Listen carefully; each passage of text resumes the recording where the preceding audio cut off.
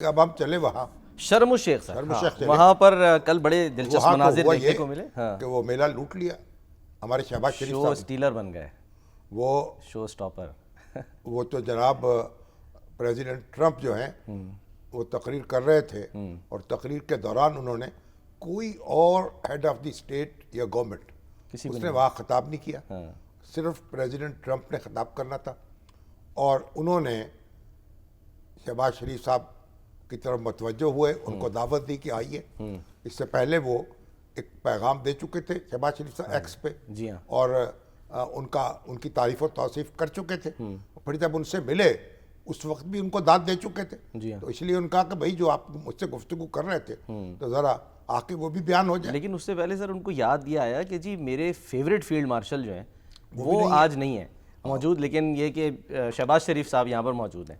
تو بہرحال پھر شہباز شریف صاحب نے وہ جناب قلم توڑ دیا.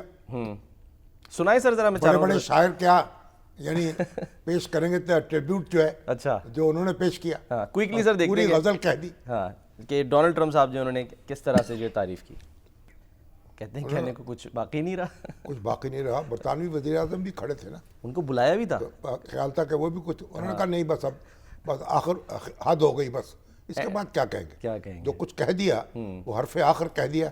اور شہباز شریف صاحب نے اور میلہ لوٹ لیا، اور مرکز ہو گئے، بن گئے تمام ہمارے جو سربراہان مملکت اور حکومت وہاں موجود تھے.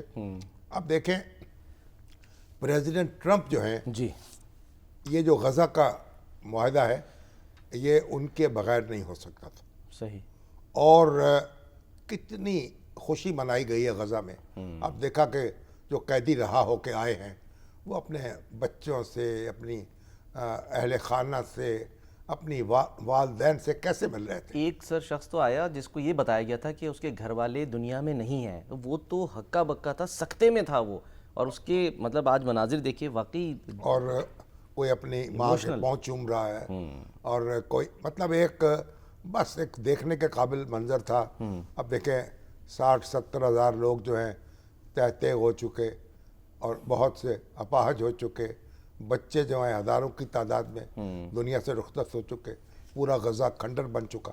اس سب کے باوجود یہ جنگ جو ہے روکنا، یہ کیونکہ جو باقی آبادی جو ہے 20 لاکھ کے قریب ہے غزہ کی آبادی، تو جو لوگ بچ گئے اور جو لوگ پھر گھروں میں واپس آ رہے ہیں، آپ دیکھیں ان کو وہ بھی تو بچ گئے نا، خدا نخواستہ وہ بھی، ان کی زندگیاں بھی خطرے میں تھیں.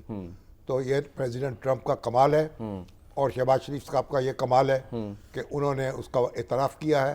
اور پھر کیونکہ یہ نوبل پرائز کے لیے ان کو پچھلے سال نامینیٹ کیا گیا تھا نا، یہ پچھلے وہ یہ تھا کہ اس سے پہلے وہ کمیٹی جو تھی وہ اپنا کام مکمل کر چکی. جی ہاں ایگزیکٹلی. اس لیے انہوں نے پھر دوبارہ ان کو نامینیٹ کر دیا. تو یہ جو اب کارنامے ہیں یہ اگلے سال سال کنسیڈر ہوں گے، اور نہ بھی ہوں تو جو تاریخ میں ان کا نام درج ہو گیا سو ہو گیا.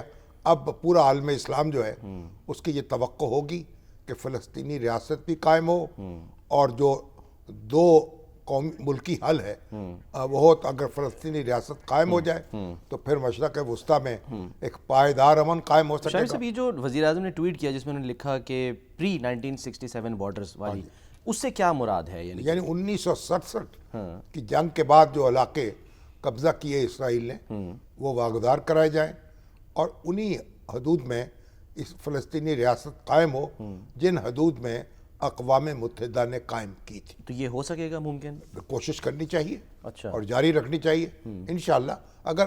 اگر مستقل حل جو ہے وہ منظور ہے، اور اگر اسرائیل جو ہے اس کو پرامن بقائے باہمی جو ہے اس کے ساتھ یعنی اب زندگی گزارنی ہے یا عالم اسلام کے ساتھ یعنی زندہ رہنا ہے، تو پھر تو وہ حل جو ہے اسے تسلیم کرنا پڑے گا.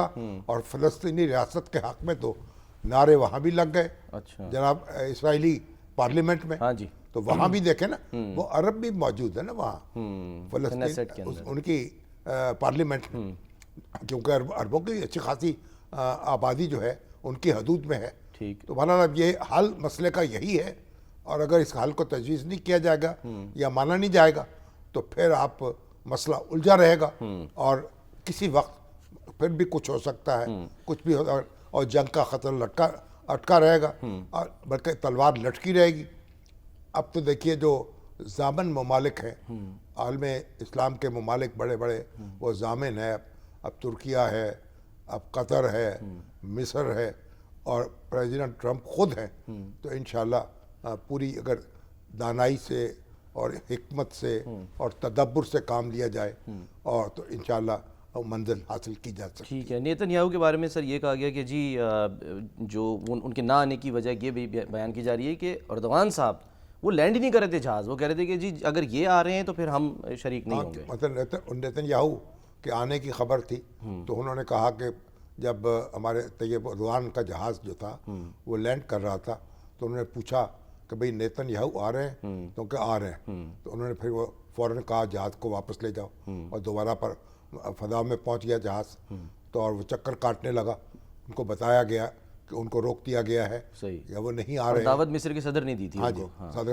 مصر کے صدر نے دعوت دی تھی، تو حماس کا بھی کوئی نمائندہ شریک نہیں ہوا، ٹھیک، اور نیتن یاہو بھی شریک نہیں ہوا، اور طیب اردوغان نے بالکل کہا کہ ہم ان کو اس طریقے سے اجازت نہیں دے سکتے، ان کے ہاتھ جو ہیں خون سے رنگے ہوئے ہیں، یہ تو جب معاملات بہتر ہوں گے، آگے کی طرف بڑھیں گے اور سیٹلمنٹ ہوگی تو تبھی جو ہے پھر ان کو میز پہ بٹھایا جا سکے گا، اس کے بغیر تو ممکن نہیں۔ اچھا سر، ڈونلڈ ٹرمپ کو نہ ملے بے شک ابھی اس سال نوبیل پرائز، لیکن ان کو آرڈر آف دا نائل یعنی کہ تمغہ نیل جو ہے مصر کا سب سے بڑا ایوارڈ ہے، جیسے ہمارے ہاں کیا ہے نشان پاکستان ہے، اس طرح آرڈر آف نائل تمغہ نیل جو ہے وہ ان کو ملا ہے، اور بڑے بڑے جو ہیڈز آف دی اسٹیٹ ہیں اور ان کو تمغہ دیا جاتا ہے مصر کی طرف سے۔ انور سادات کو دیا گیا، انور سادات تو خود تھے نا مصر کے صدر، تو انہوں نے جس طرح ہمارے حکمران ہوتے ہیں خود تمغے لے لیتے ہیں، انہوں نے بھی لے لیا۔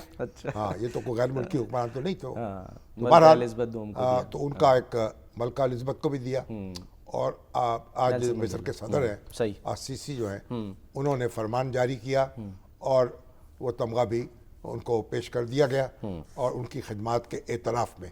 تو اب پورا عالم اسلام جو ہے اس کی ذہانت کا امتحان ہو رہا ہے، اور اس کی جو ڈپلومیٹک صلاحیت ہے، اور امید ہے کہ انشاءاللہ ٹھیک، یعنی صبر کا جو پھل ہے وہ میٹھا ہوگا۔ ٹھیک ہے۔